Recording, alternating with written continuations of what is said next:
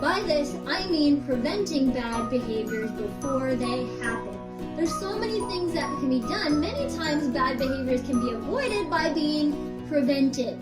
So I'm going to give you 6 short tips on how to prevent bad behaviors in your classroom. Number 1 is separate certain students. If you notice there's 2 students that just cannot be quiet anytime they sit next to each other, that are constantly chatting or talking amongst themselves, then separate them, or at least have your worker sit in between them.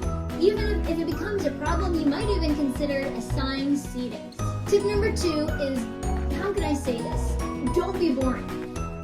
If you notice that during your classroom, most of your students have glazed eye expressions or staring at the ceiling or fidgeting or talking amongst themselves, if you notice the majority doing this, there's a chance you might need to change your teaching style. I recommend recording yourself for one lesson.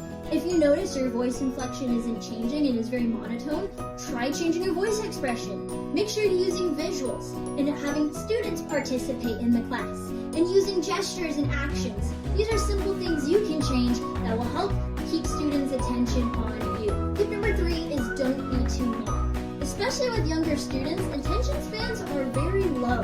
And while a student may be able to sit for 5 to 10 minutes for a Bible lesson, they may not be able to sit for 20 to 30 minutes without fidgeting or starting some low-key behaviors that go against your classroom rules. So keep it short. Number 4 is change up your activities. That's a good way to fill up an hour class in short intervals. Why not try 5 to 10 minute activities at a time? For example, instead of singing 6 songs at one time, why not sing 2 and then do a Bible verse and sing 2 more and do a Bible lesson and sing 2 more and do something else? Make sure your topics are appropriate to the age levels that you have.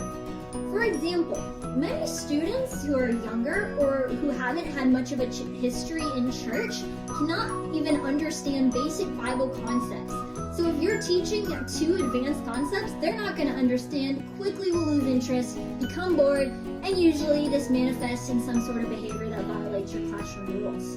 Why don't you spend some time this week evaluating the age of your students, their Bible backgrounds, and the topics you're teaching, and make sure they all add up. The 6th tip is don't do loud or energetic activities at the wrong time.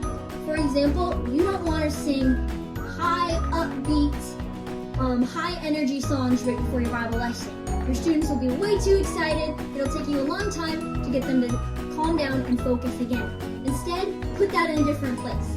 In my class, the game is always the most loud, high energy event, and so I put that at the end of the lesson when I won't have to worry about trying to get all their attentions back on me. That was a lot. It was 6 tips. Maybe you want to listen to this video again, get some ideas, and use them this week in your Sunday school.